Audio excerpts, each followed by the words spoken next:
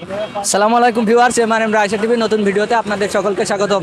বর্তমানে আমি আছি চুয়াডাঙ্গা জেলার সরোজগঞ্জ এবং চুয়াডাঙ্গার মাঝামাঝি মহাসড়কে 5 মাইল নামক স্থানে। দর্শক, আপনারা দেখতে পাচ্ছেন আমার পেছনে একটি ট্রাক দুর্ঘটনা কবলিত হয়ে রাস্তার মাঝখানে পড়ে আছে। আমরা যতটুকু এখানে এসে জানতে পেরেছি, দুর্ঘটনার পরে ট্রাকের ড্রাইভার এবং ট্রাকের মধ্যে থাকা লোকজন তাদেরকে খুঁজে পাওয়া যাচ্ছে না।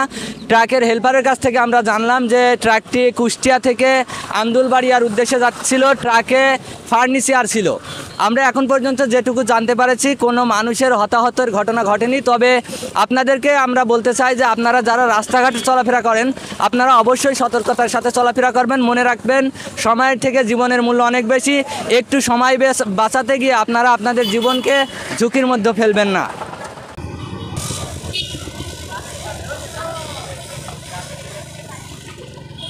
অনেকের ধারণা ট্রাকটি গাছের সাথে তাল লেগে এরকম হয়েছে, তবে এটাও দেখা যাচ্ছে যে ট্রাকের একটি চাকা কিন্তু গাছের সংস্পর্শে এসেছিল। তবে কি কারণে এই দুর্ঘটনার কবলে পড়েছে ট্রাকটি এখন পর্যন্ত জানা যায়নি।